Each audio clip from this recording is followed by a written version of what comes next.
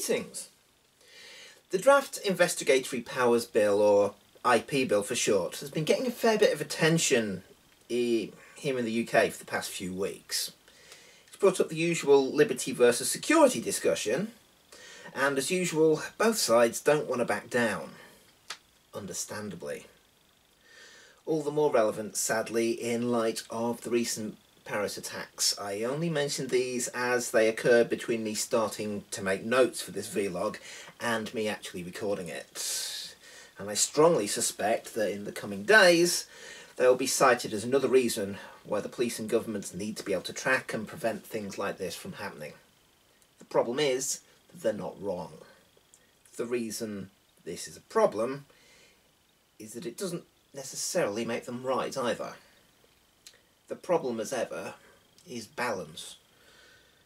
It all starts whenever there's some sort of very real, very human tragedy. Lives are lost owing to terrorist actions, or sometimes lives are very nearly lost, except that an attempt either failed or was thwarted. Modern communications technology can be a wonderful thing. It can, however, be abused, and it is abused by those trying to plan illegal activities. It's also used responsibly by those planning legal and benign activities. Data is data, though. It doesn't really distinguish the two. From the law's point of view, modern technology can vastly increase the scope and speed of planning criminal activities. From petty crime through child abuse and right up to terrorist acts.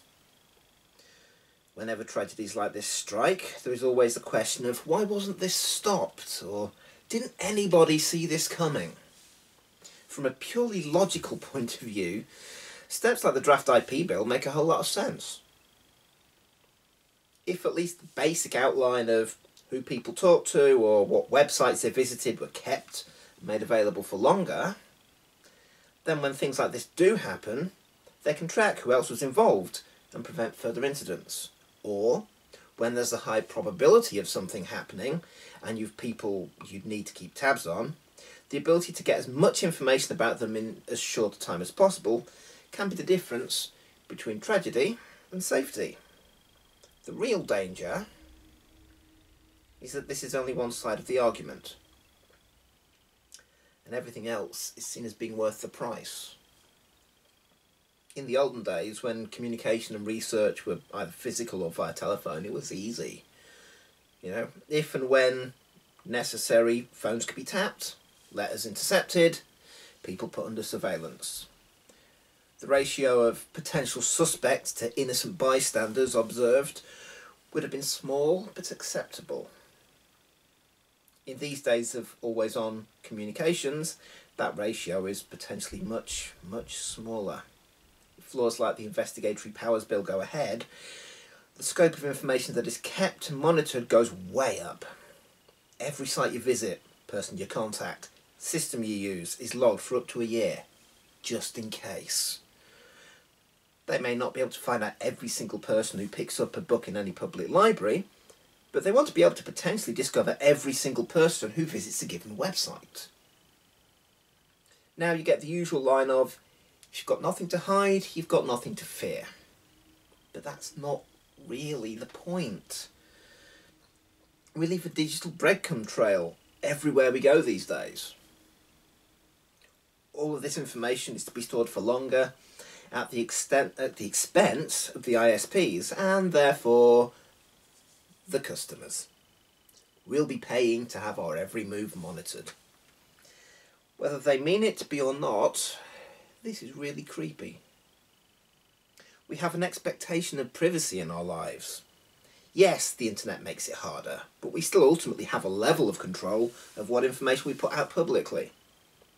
The IP Bill would eliminate any semblance of control over private information, though. And to anyone asking if that's really a big deal, if you're truly innocent, let me counter that with a few quick questions. Do you trust your ISP to keep your data safe? Data breaches happen. Luckily, really grand-scale ones tend to be quite rare.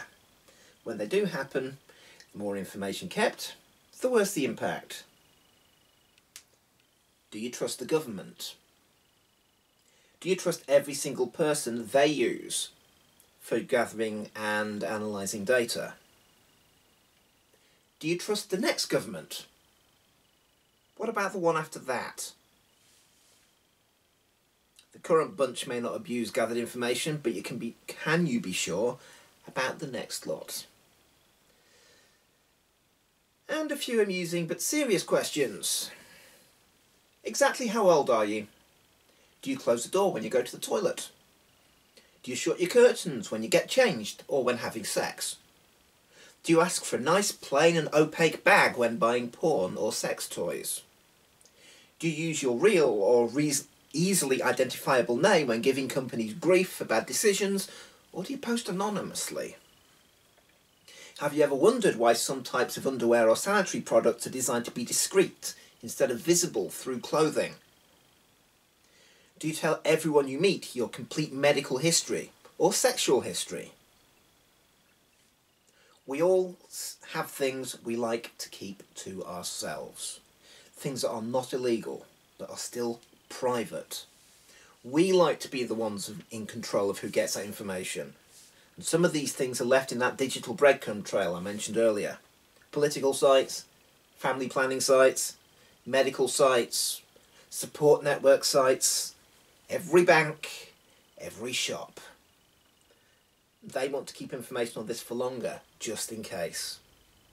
And we will be paying extra for the privilege of trusting our ISPs, our government, and every future government with the things that, although completely legal, are also completely private. And the real problem is that the access they want really could make a potential difference in trying to stop some future terrorist attack.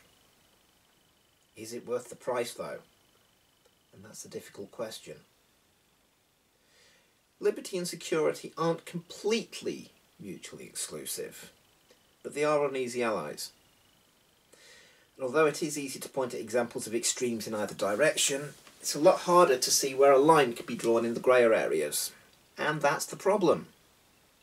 We're in a shade of grey where some could say that we're already watched too closely, and others could say that important information still slips through the net.